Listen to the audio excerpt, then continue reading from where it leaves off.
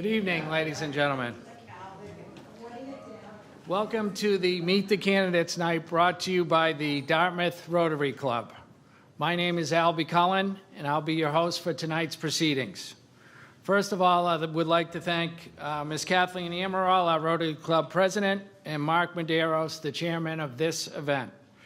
We're grateful to our candidates and local officials for their dedication to our enhancing the community of Dartmouth, and also to the viewers tuning in from home. Finally, this wouldn't be possible without the support of DCTV, and we thank you for their invaluable work. The Dartmouth Rotary is a fundraising community endeavor that looks to support the community through fundraising events, and we have one coming up, a comedy night, April 4th. April 4th, a comedy night. Comedy night. It promises to be a night full of laughs, and we'd love to see you there. Tonight we have several candidates who will have the opportunity to address you. There is one contested race, and that is for Health Department, and we will address that race last. We'll hear from the Select Board candidates first, taking questions from both the audience and some questions I've prepared.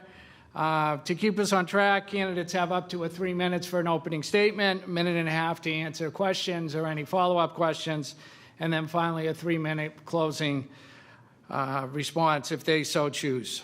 To start this evening, we'd first start with Select Board, Lot 5 member, Ms. Heidi Silver-Brooks. Good evening, Ms. Brooks.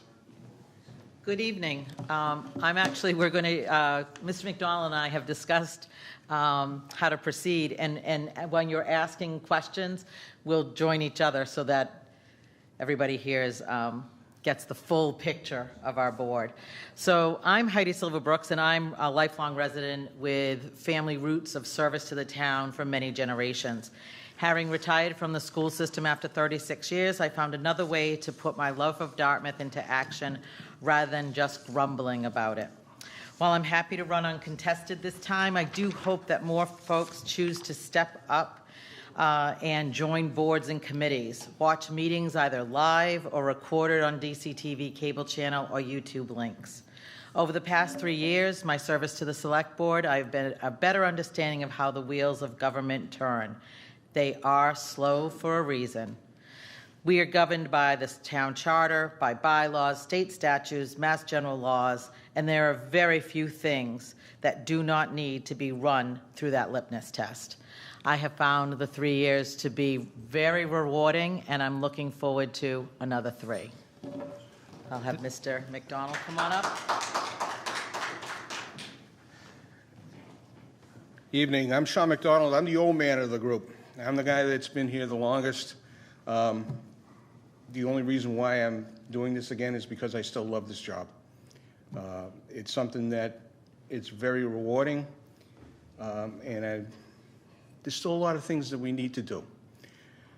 Local government is not a stay-at-home, non-participation job. We need everybody's help, whether it's just questioning your local officials, finding out what's going on in your neighborhood. Is there something that needs to be done? You know, we try our best to do whatever we can, and generally, we get it right most of the time. Not all the time, but we do our best. We try our best. And I know it's going to sound a little hokey, but we try to make Dartmouth a little bit better every day. And I think that's the key. And we encourage participation. We want your assistance because the better informed you are, the better informed we are. And, you know, we can make things pretty good. And I think we have so far. But we still got a lot of work to do. There's no ifs, ands, or buts about that. So, thank you. Okay. The change in administration in Washington has seen a change in priorities and also in funding. Without getting into the merits of those decisions, do you anticipate those changes having any impact on the town of Dartmouth? Well, I've been on the board since 2010, so I've been through already 4 different administrations. This will be the 4th. So on the federal level, it really doesn't affect too much in the way on the local level. Where it does affect it, though, is in the grants and the opportunities, say like EPA grants or transportation grants. So we have to keep an eye on that as much as possible. I really don't anticipate too much in the way, because right now Dartmouth's in pretty good condition. We have a stabilization fund that's 10%. We sock away money every year. So we have about a 10% stabilization fund, which is about anywhere from $10 to $12 million that we have to use for extreme emergencies. It's basically our cookie jar. We don't want to touch it. We do have good financial practices. We do have a good cooperative work between the school department, between the finance committee, the select board, the finance department, in making sure that all the checks and balances are there and that, you know, we don't go too crazy, and we really haven't. There are some pressing needs that will be coming up in the future. So, you know, the biggest one right now would probably be the Paden Bridge. But we also have schools that are over 60 years old, 70 years old, actually. So, you know, you have to think about that. This town hall, even though it was renovated in '88, it's still, you know, a 110-year-old building. So the question that you have is, and it's really to the community, is what type of town do you want to live in? What type of priorities do you want to set for the future? So, and this is why we need the participation of people, because with the people, they can tell us where we're going to go. It's our duty to find out how we're going to go and how we're going to pay for it. Great, thank you. Housing, I'm sorry, go, yeah, sure, if you answer the take same that as question. well, thank you. So in my concern, we're really screwing up the Rotary Club in the back of timing, but I will say I'm watching closely what's happening with the Federal Department of Education. Many people across the country are concerned, what does that mean? We're fortunate in Massachusetts because we have a strong Department of Education, and we have a strong value structure of standards that our students are held to. And that trickle down is how Dartmouth holds our students to their feet to that fire. The concern, as Mr. McDonald stated, the grants and the funding. The funding for IDEA, for special needs populations of students. What we're hearing now with free and reduced lunch. So how do we feed our students? So those are, you know, immediate impacts. But it needs to all be rolled out, and we need to see how that looks. I don't think at any time does it make sense for us to panic over anything that's coming out of Washington right now. Thank you. An issue facing every city and town across the Commonwealth and across the country is affordable housing and homelessness. Homelessness has increased everywhere, and including in Dartmouth. Dartmouth, like most cities and towns, doesn't have enough affordable housing. How would you address that issue? Well, I will tell you that recently Dartmouth completed the PIT count, which is the point-in-time count. This is a date picked by the federal government for all over the country, and it counts individuals and families found in parking lots and land sites. Dartmouth had 27 individuals found that day of the PIT count. That's not too far below what was the number of individuals found in New Bedford on the same day. Very concerning because 5 years ago, the pit count was 5 individuals, and now we're at over 20. It doesn't count, however, the folks that are couch surfing, that are living potentially with other family members because they can't afford to live on their own, folks that are living in abandoned or condemned properties in Dartmouth, or folks that are living in trailers that are not hooked up. And we have found several of those in Dartmouth, where the part that is another impact is that their waste is going right onto the property that they're sitting on and leaching into that soil. Dartmouth has the Dartmouth Community Social Outreach Team, DCSOT. They meet monthly, and at that monthly meeting, we talk about what have they seen as far as impacts on homelessness or unhoused populations, what services do they need. We're fortunate we have Matt Dansereau, who is housed at the Council on Aging, who is our point person in the town for needs for individuals that need to maybe sign up for health care, want to know how they can get on Meals and Meals on Wheels, any services they need. Matt's the go-to for that. And then Matt works with this team to say, how can we assist? Now, it becomes very shady or a shade of gray when we know that an unhoused person may need a blanket. But are we, by giving them a blanket, are we encouraging them to be unhoused?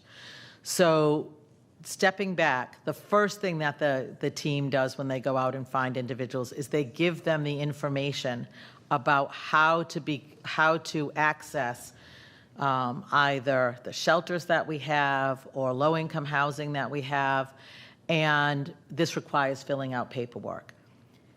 By the time we got to that pit count, Matt and his team had already housed over 30 other individuals who were not on our count.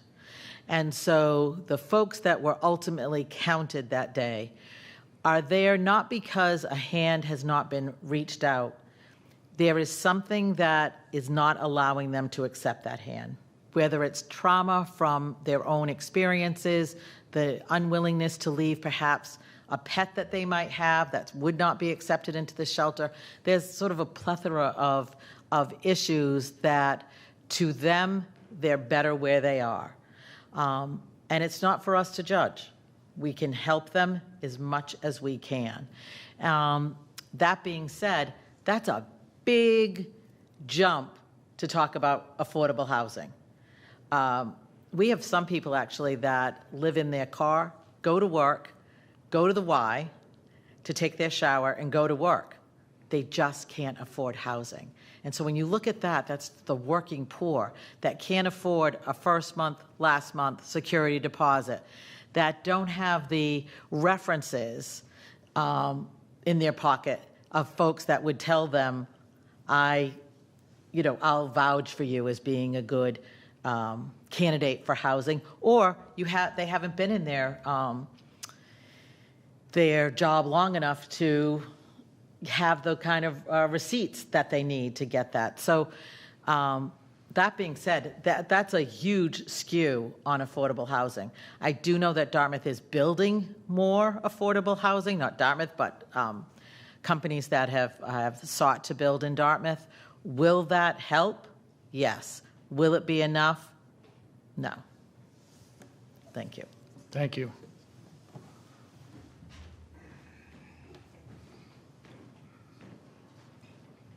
As someone who's in the property management business, dealing with affordable housing, we're seeing a change in the way the whole scene is happening. For affordable housing to work, you need a partnership between private enterprise, government, on the local, on the state, and on the federal level. You need low-income tax credits. There are programs out there, Section 8, Section 236, Section 221D3s, PRACs, there's a whole litany of programs depending upon how it is. My business, we're not really too concerned with the lack of funding from state or federal governments, because we have multiple year contracts with them, and they have been honoring them. But that said, our wait lists for 1 bedrooms, 2 bedrooms, and 3 bedrooms are basically 2 to 3 years long. And it varies in numbers. Some properties, have a wait list of 40 people. Some properties have a wait list of 200 people. So what really is driving this, and I mean, we all know prices are going up. We all know that, the biggest value a person can have is their home. That's the biggest chunk of funds that they have. And in order for them to keep their home, the expenses for that home has to be within reason. So the question that, it's not really a cut and dried, it's not really cut and dried. You want to keep your taxes lower, which Dartmouth does have. Dartmouth has one of the lowest tax bases in the Commonwealth, especially this area. But the values of the home are higher than some of the areas, Fairhaven and whatnot. So your taxes, are based upon the value of your home. Your home, if it was in Fairhaven, could be, $20,000, $30,000 less. If it's in Westport, it could be, $40,000, $50,000 less. If it was in Duxbury, it'd be $250,000, $300,000 more. So it all depends upon where the location and where you want to live. So there has to be a balance, especially in the local level when it comes to taxes. Affordable housing basically means you can afford to live in a house. And that's the key. You don't want to drive the tax base up so that our seniors and our most vulnerable can't afford to live in the home that they have for 30, 40, 50, 60 years, because that creates a problem. So there is a delicate balance. A lot of it for the affordable housing is driven by private enterprise, government assistance in the way of low-income tax credits. So no one really has a direct answer. You can only work to try to do the best you can. The Dartmouth Woods 2 is coming up. I think 10% of those units are affordable. We have the Monroe housing, which will be helping, it's congregate housing for, a group of individuals. And, maybe it's time to talk to some people about the old police station, taking a look at that. That's reasonable, the town could probably do. But we need, again, a partnership with a private enterprise. I can tell you this right now, my company will not do anything in Dartmouth. The only reason why is because it's just a major conflict with me. I won't do it because I don't want to have any perception of any kind of wrongdoing. We're mostly based in Rhode Island, so we're pretty good. Thank you. Great. And I have one question from an audience member. There is a serious flooding problem near the Evangelical Church on Hathaway Road. What actions are being taken to remediate the problem? Well, that's something that'll have to be addressed by the DPW, but there's serious flooding everywhere. There's serious flooding on Crossroad, there's serious flooding on Middlesex, there's serious flooding on Little River Road, there's serious, so, I mean, we have a lot of the flooding, even on Sherbrooke Road, on my road, there's flooding. The only reason why there's flooding is because the drains aren't cleaned. So every so often I go out there with a rake, clean the drains, and my road doesn't get flooded anymore. Dartmouth has over 220 miles of road. We have a DPW that is seriously understaffed. But with what we have and what we do, I think the DPW does an outstanding job. There is a road log that the DPW keeps track of. Every street, every road, every way, every circle is on that road. And they've given a number as to how they're going to be addressed in the way of repairs, 1, 2, 3, 4s, and 5s. The select board gets that log every year. We look at it.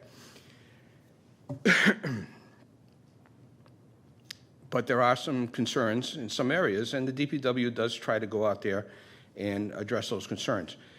A lot of these roads are also looking for state funding. Crossroads is in the process of trying to get state funding to do from, I believe, Potter School, actually Walmart, down to, I think Azalea Way, maybe just a little bit more. And that's that problem area right there.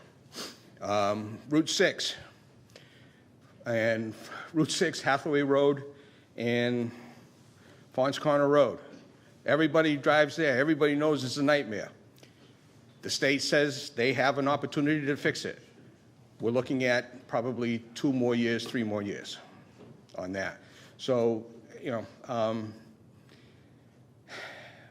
I do suggest that if you have a concern about flooding, to contact the DPW, speak to the engineers, or leave a message for Tim Barber, or send me an email, smcdonald@town.dartmouth.ma.us. A lot of dots in there. But my email is on the town website. Go on the select board, and you can email any of the select people from that webpage. So, thank you. This is an easy one, what he said. I will say, in our meeting agenda, we will be meeting with the DPW and going over the road list. And unless you're a resident there, as he just rambled off a number of roads, you think you're the only one that has the flooding problem. But as he just alluded to, we know of many. And it comes down to how often they flood. I mean, we've seemed to have gotten that 100-year deluge of rain several times now.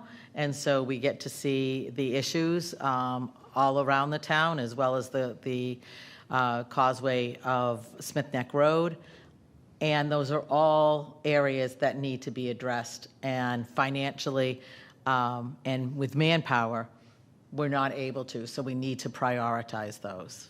And we will do so. But as Sean said, email any one of us if your road is a problem road, whether it's flooding, potholes, sinking areas, and we will look into that for you. Thank you.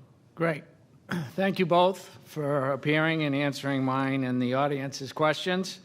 I would like to move on now to the planning board. Ms. Lori Ann Miller.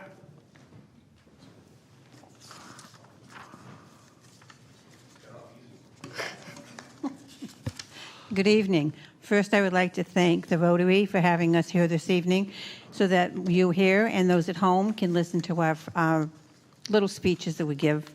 I'd also like to thank DCTV. I mean, they are a very important part of this town because it allows people at home to listen and see what we do.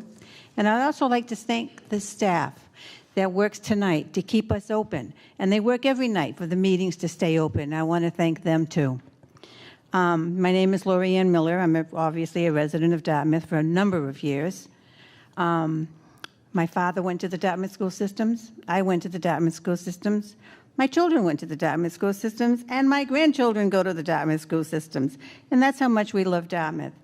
I lived out on Ashawina for a number of years, and my parents found it a little difficult to get me back and forth to school at Cuddy Honk, so we moved into Dartmouth because that's where my father was from, and that's the school system we wanted. My husband and I did move to New York, and when my daughter was old enough to go to school, we sat down, figured it out, and said, we're moving back to Massachusetts, and we're moving back to Dartmouth. Dartmouth is #1 for education in the state and the country. And I just got that fact the other day that we are number one in the country for education. And that's why people come to this town. I love being on the planning board. I was off for 4 years for personal reasons, and I'm now running for a 3-year seat that's for an incumbent. And I want to get back on. I want to help the people that are on it because I was on for 30 years, and I have a lot of information as to why some of this stuff was voted on and why some of this stuff went through. I was on SERPED for over 30 years. I was on various other boards for a number of years, and I just want to give back to the town, and I love this town. It's a fantastic town to live in. Thank you. Monday will mark the arrival of a day some people have been waiting decades for, the MBTA train, although I don't want to jinx it at this point.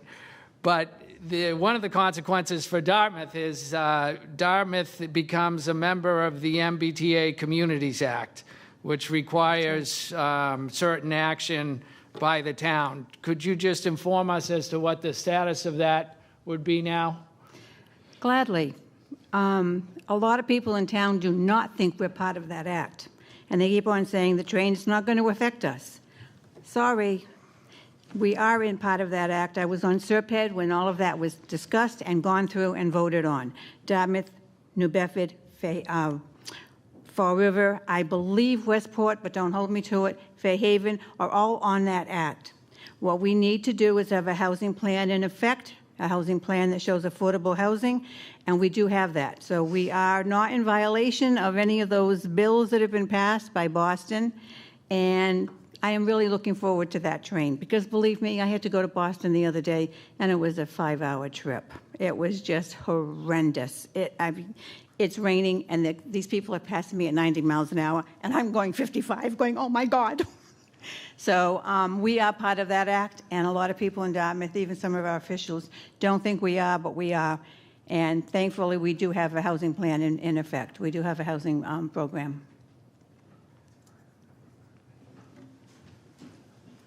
Thank you. Well, and we'll see what happens Monday. See if that finally happens. I mentioned homelessness earlier. One of the things, one of the effective strategies in addressing homelessness has been a regional approach. Is the town of Dartmouth coordinating with other towns facing the same problem, New Bedford, Westport?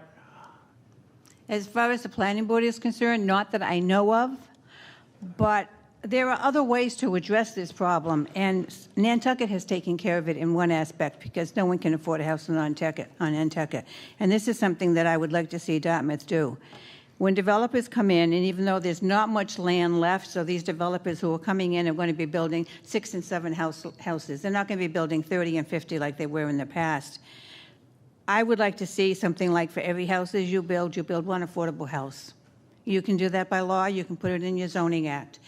It's available to do. Other towns are doing it. If someone like Nantucket can get that passed, believe me, we should be able to get that passed in the town of Dartmouth. The 40Bs that we have.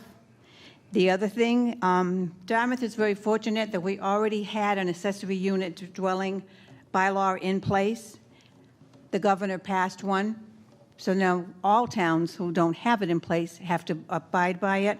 We do have to adjust ours a little bit, but we were lucky enough to have ours in place. I happen to like ours better than the governor's, but because with ours, you had to have the unit attached. It had to look like it was part of the house.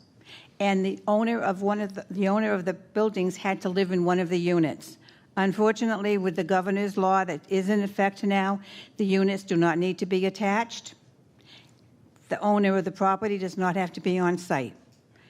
I happen to disagree with that. I don't mind having these accessory units. I think they're very important to address the housing crunch, but I think the owner should be on site because I think that will make a very big difference in keeping them under control. Thank you. And the last question I had, there was some litigation filed a couple of years ago around 155 Fall River Road, which was seeking a variance to cultivate marijuana. I just wondered if you had an update on that litigation. Yeah, I wasn't part of the planning board when that went through. I believe litigation is still being in litigation, so that's not something that, even if I have any purview to it, I cannot talk about. Sorry. That's all right. It's just still in litigation. That's an update. That's all I was looking for. Thank you. I don't have any further questions. Thank you for participating this evening. Thank you very much for letting us speak and for the citizens of this town to be able to see us. And now we will move to the, I guess it would be the main event this evening, giving it is the only contested race, and that is for the Board of Health. We have two candidates, Ms. Susan Wheel Murray and Mr. Chester Tam. Good evening. Good evening.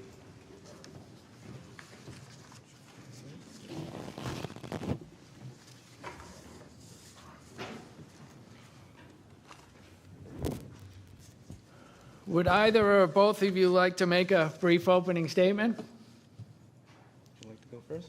Sure. Are you going to make one too? Yes. Hello. My name is Susan Murray, and I'm a proud Dartmouth resident, business owner, farmer, and I'm running for Board of Health. I grew up in Dartmouth, and my husband and I chose to put down roots here, raising our daughter and running our farm, Flying Carrot Farm, over on Elm Street. Over the years, I've come to deeply appreciate the strong sense of community that defines Dartmouth, from the connection that I've made with our farm, in our neighborhood, and even my daughter's soccer team. It's clear that the vibrant communities are what make Dartmouth such a wonderful place to live and work. The Board of Health plays a key role in supporting and protecting these communities, and if elected, I'm committed to promoting healthy communities. I'm running for the Board of Health because I believe our community's well-being starts where our food begins, with our farms. As a farmer and former scientist, I understand the critical link between sustainable agriculture and public health. Protecting our land, water, and air isn't just environmental policy, it's essential to ensuring a safe, healthy future for our families. I bring a level-headed, evidence-based approach that blends scientific knowledge with real-world practicality. More importantly, I listen. I really value diverse perspectives to make informed, balanced decisions for our community.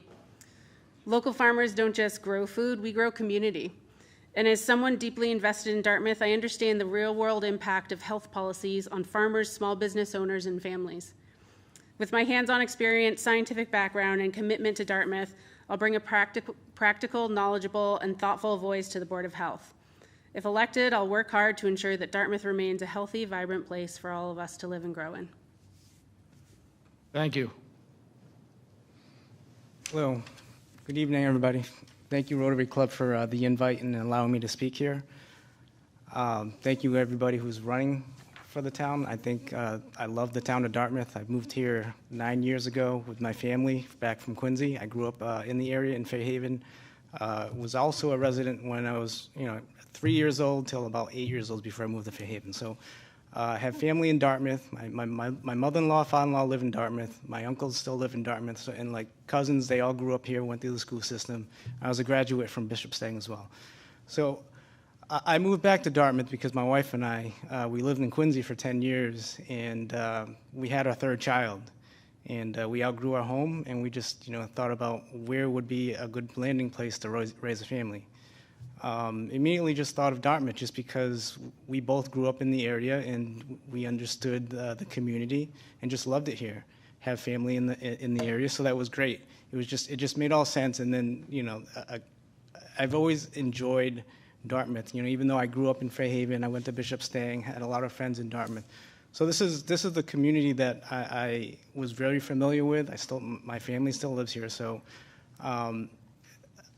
The reason why I'm running is because I felt the importance of running for local office. I think I love Dartmouth, and I think that allowing to join in some type of way and serve, it'd be very very enjoyable to me. Just because in my background through my career, it was very health focused. My parents owned a Chinese restaurant in Fairhaven for 25 years. I put 14 years of my life in there, starting at 9 years old. Two of my uncles also owned Chinese restaurants in New Bedford. I think a lot of people knew Channel Lantern. You know, my Uncle Billy, he lived in the Marymount area in Dartmouth. My other Uncle John, he owned Pine Garden in the Kings Highway Plaza, and he lives right by the Quinn School on Oliver Street. So I mean, I love the community, and health is like, you know, something that was always something I loved. I always participated in sports. I even went to school to become an athletic trainer. Didn't end up being my career, but you know, a lot of the things in terms of nutrition, how to care for the body, and how to rehab and everything like that, it was something that I was like, you know, very passionate about. And you know, a lot of things that are in the town. I mean, obviously, I love the town. I think the town is really thriving. But a healthy community is a thriving community, and I think that anything that I can do to help the community, that'd be great. Because you know, the aging population. I have, you know, like my uncle. He's 78 years old. I have another uncle, the other uncle that's over 80 years old. So I think for me to participate and be able to add to the, you know, the well-being of Dartmouth is something that I really want to do.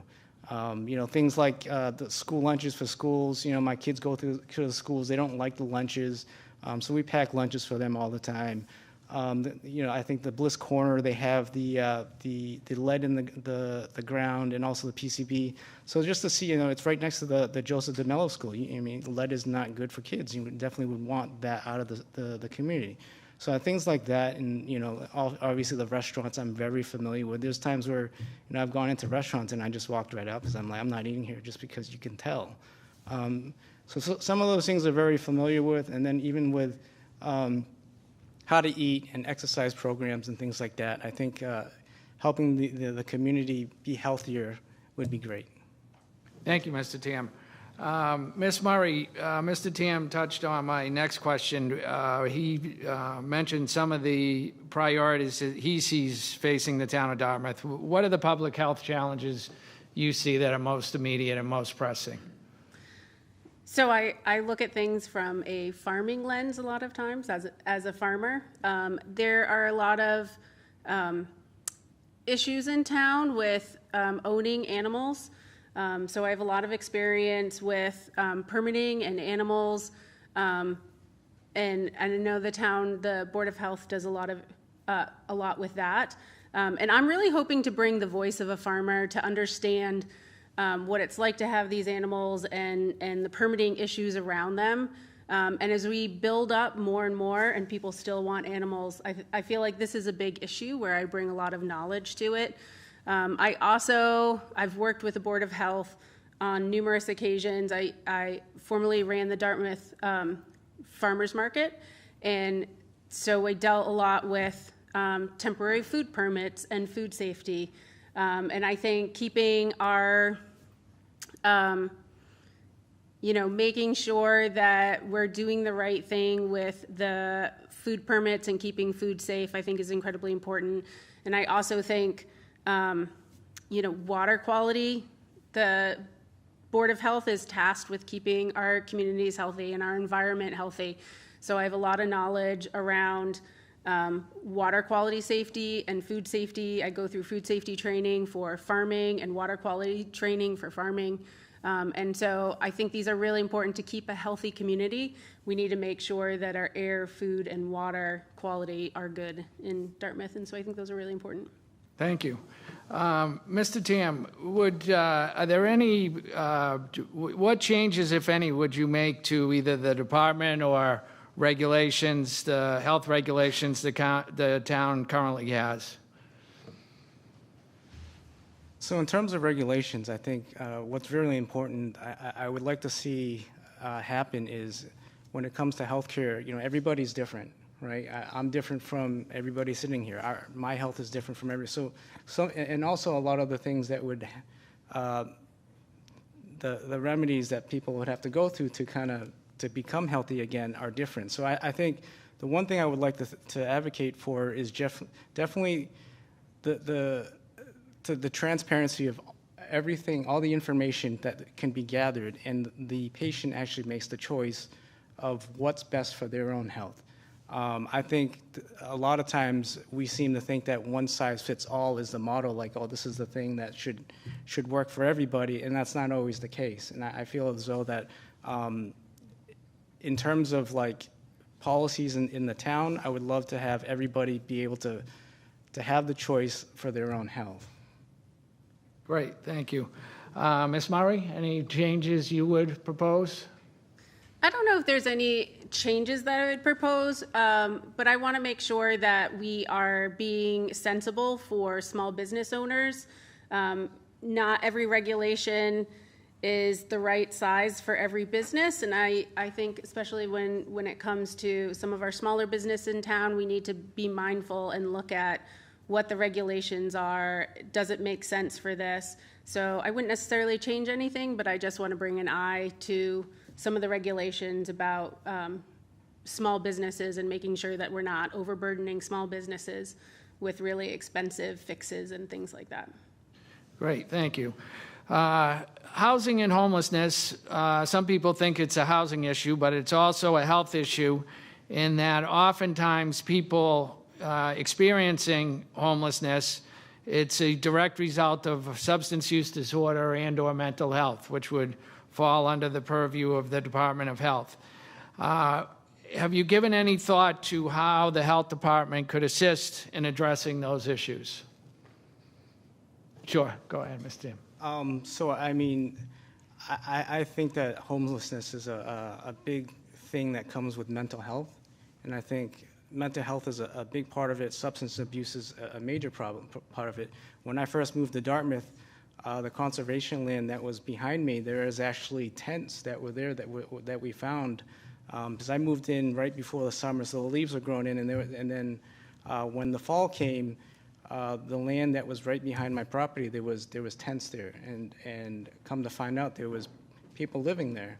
And when I went in to kind of look in, just because we saw the tents from the road, there was actually needles all over the place. So I actually had to call in the right people to come clean it all out. So that was definitely a major concern to me, just because, you know, the homeless population, they need the help, you know, mental health facilities, and also, you know, a way to kind of rehabilitate them and also get them off the drugs that they're using. So I think that we definitely need programs like that in the town to help with the homelessness and the mental health, because when you have a mental health problem and drugs, it's really hard to get out of. You know, it's really sad to see. And when I saw it in my own backyard, I definitely, that's something that hits home to me. Thank you. Ms. Murray?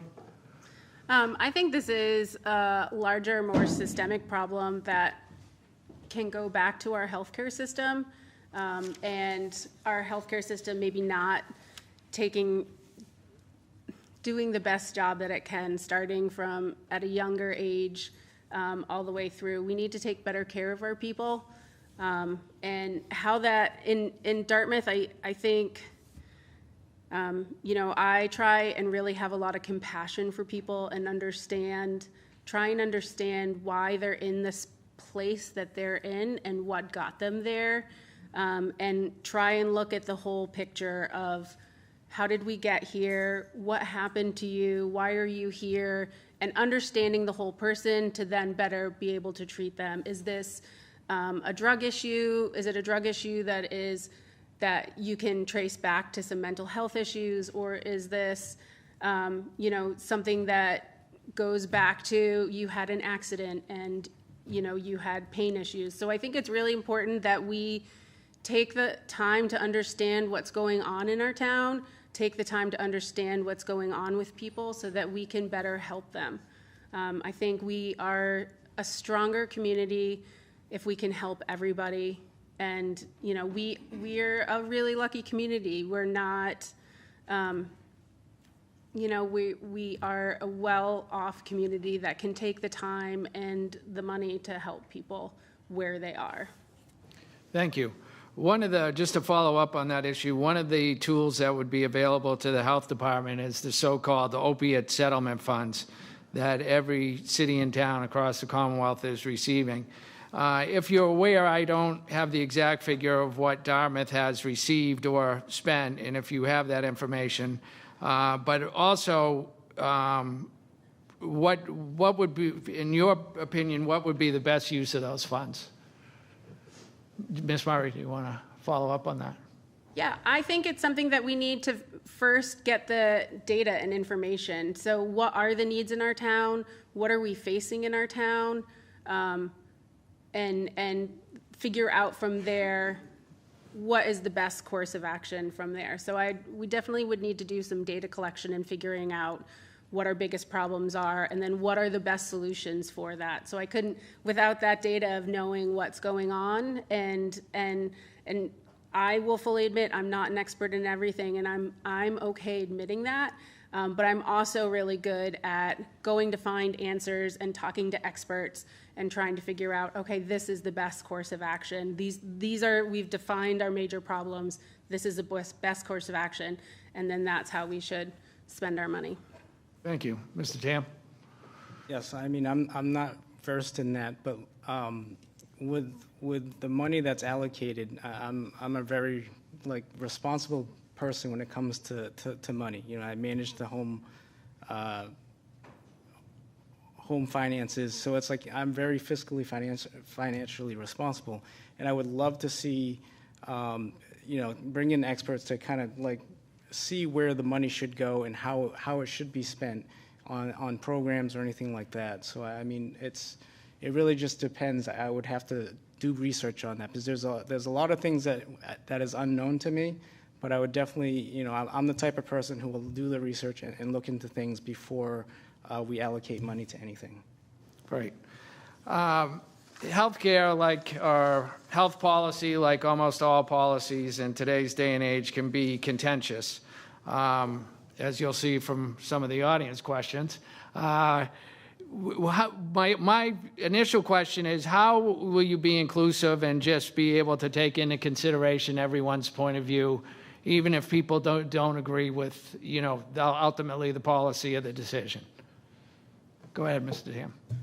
So for me, I really don't, I think this Board of Health, health is not like a political issue. I think health is, our personal health should be everyone's decision. So I think a lot of decisions being made doesn't necessarily, I'm sorry.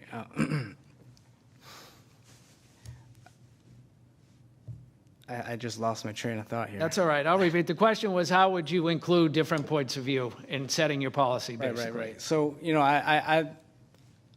I don't think that there's always a right and wrong, no matter what your views are. I think I'm a very reasonable person and very easy to work with, and I think that, we can discuss, even if our views aren't the same, to come to something that's in the middle where we can work with it. I don't like the back and forth of one's right, one's wrong. I think the best thing that we can have in our town is people who can actually work together, even if they have the difference of views. So I'm willing to work with anybody, even if my views are not the same as yours, as long as it's better for the town. Thank you. Ms. Murray? What family member? I'll agree. I, especially over health issues, and I found just within my own family, we have very differing degrees about how we should go about certain healthcare choices. And so I have a lot of experience listening, even if I know the other person doesn't agree with me. I will listen with an open mind. So I like being accessible. I'm good at listening to other people and other opinions. I'm also really good at looking at the data and understanding. I've had a number of conversations over the year with different people in the Board of Health, and also working in different health departments in different towns that I've worked with farming and food issues.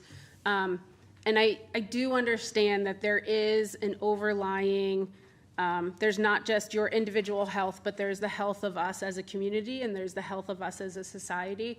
and one decision for one community member might be different to what is actually good for everybody. And so I'm willing to listen to everyone's opinions, take that all into consideration, look at the scientific data, see what that is telling us and what the recommendations, and take all of that into consideration when making decisions.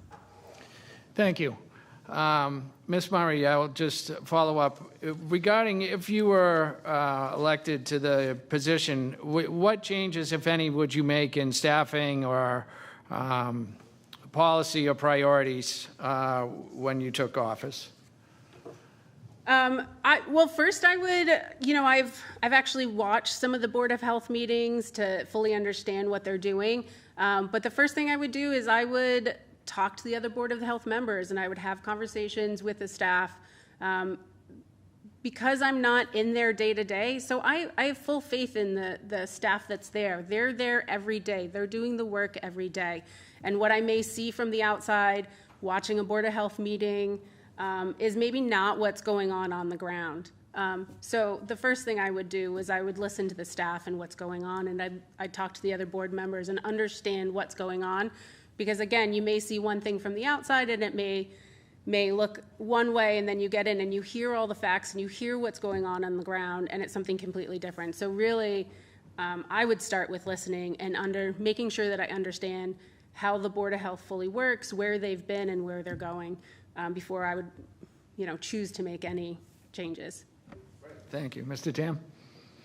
So like with any new position, I see it as whenever I take on a new role or a new job, there's always a learning curve, where people are showing you the ropes. So, I would take into account the people who are working for the Board of Health right now, the people who are elected to the Board of Health, their opinions, and work with them. Because I've had people who own businesses in the town. And, a lot of times they say to me, listen, there's a lot of things that are restricting me from getting my business open. And I think a lot of times if it's hard for people to open up new businesses, that's really bad for our town, because we want our town to thrive.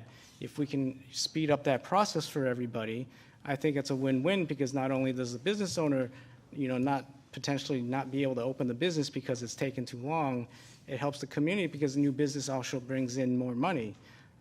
So I really believe that being able to work with everybody in the Board of Health, and not only just the Board of Health, but everybody else in the town, to make things better and speed up the process on things that we have going on, I think that would be very beneficial. Thank you. I have a couple of questions from the audience, and then you'll have the opportunity to make a closing statement. The first question is, do you have any advice on how to deal with vaccine hesitancy? Mr. Dam, do you want to start? So to deal with vaccine hesitancy, I mean, this is a kind of a touchy one for me, just because I think everyone should have a choice on whether or not they get a vaccine. If many of you don't know, the choice that I made for the COVID vaccine, I refused it, and I actually was fired for the job. And I would advocate for everybody. Your own health is your own right, your own choice, and I don't think anything should be forced on you. But if there's hesitancy, I think transparency is the way. We've seen through the pandemic and everything that's gone through, there was two sides of the stories. There's actually doctors who believe that the vaccine was great. There's doctors who believe that vaccines were dangerous. I am not a scientist. I'm not a doctor. I don't know which way is right or wrong, but I think it's our responsibility to present all the information to everybody so that they can make the informed decisions for their own health. So I don't, so like the vaccine hesitancy, I would shy away from saying like you have to have it or you don't have to have it. I think it's your choice, but I think being transparent with all the information on all the side effects and everything that could happen from the vaccine is how we should go about this. Thank you. Ms. Murray?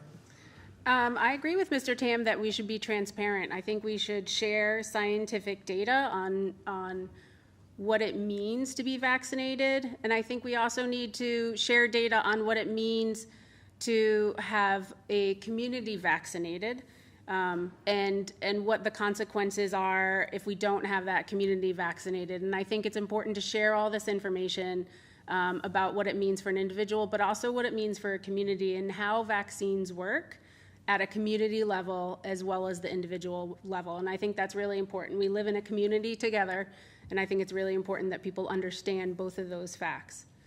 And I think it needs to be science-driven with data. Thank you. I want to be this. You both touched on this question, but I want to be fair to the audience. The second question was, what is your stance on vaccines? I'm not sure if they intended your personal stance or what your public policy would be. So I guess I'll ask the question, what is your stance on vaccines, and if would your personal policy differ from the public policy? Mr. Tam, do you want to? I mean, so for vaccine, I would always advocate for choice. I just think with everything going on with the vaccines, I mean, who's right or wrong, it's not for me to debate. But I think health choices should be made between you and your doctor and nobody else. So I would advocate for choice, and it's for every vaccine. I don't think anything should ever be mandated. I think it really your health is determined by you and your doctor. Thank you. Ms. Murray? Yeah, I think I said it earlier. I think, it's very important for everyone to get the data and to understand not just what the data is, but to understand what that means. I do have a background in biology and science, so, I do have some experience with that. I'm not a doctor. And I just think it's very important to look at the data and look what it means for an individual and look what it means for a community. And then we need to make those decisions. If it's a community level decision, then we should look at that as a community looking at the data. If it's an individual level decision, then yeah, you should make that decision with your doctor. And I think those are two different things and two different circumstances. Great. I'd like to thank you both for coming and participating this evening, along with the other candidates who took time out of their schedule. I'll give you an opportunity to make a closing statement if you'd like. Ms. Murray, you went first, so I guess Mr. Tam, or I guess you'd have the option to defer. So it's up to you. I'll make a closing statement. I'd like to thank everybody for being here and listening and being a part of this. I think it's very important to be a part of the town and the community and running for local office. I always, within the last couple of years, I've been advocating a lot of people to step up to run, because I really do believe change is necessary, and people to step up and run, to voice their opinions, their views, and try to help their communities. It all starts locally here. Great, thank you. Well said. I just want to say I believe I have really great experience for this position. I've been part of the Agricultural Commission for a number of years. I'm now on the Community Preservation Committee. And I do feel I do it out of my civic duty. I really love this town. And I do feel like, volunteering is a great way to experience your community and your local government, and that everyone at some point in time should be a part of local government. With my farming experience, I have food and water safety regulation experience, both at the state and the federal level. Permitting. Every year I get my farm stand permitted, but we also, with a retail permit, again, I've worked for ran the Dartmouth Farmers Markets, where I dealt directly with the Board of Health. We worked on a farmers market permit together, and we worked on food establishment permits for the vendors. And also I've got a lot of experience with the animal permitting as well. So I have a lot of broad experience. And I have some regulatory knowledge. I have a degree in biology, so I have scientific background as well. And then I just have love for this community, and I really want to serve this community. And so I hope you come out and vote. And I want to say thank you to DCTV, and thank you to the Rotary Club for hosting this, and thank you for Mr. Tam. Thank you both. As you touched on, it's easy to have an opinion, but very few people these days step up to do the difficult work of taking the action. So I commend everybody who was here tonight. It's not an easy job. It's a thankless job. Nobody's getting rich. Somebody's always going to be disappointed. So I appreciate both of you participating, as well as the other candidates this evening. That's the end of tonight's program. I would like to thank DCTV again. I would like to thank the audience members for coming out. And finally, the Rotary of Dartmouth for sponsoring this event, and the comedy evening that I stumbled so poorly over at the beginning of this show. It will be April 4th at Allendale. The funds go for a good cause. The Rotary raises money for scholarships and for other community endeavors to benefit those individuals who are not as fortunate. Thank you all.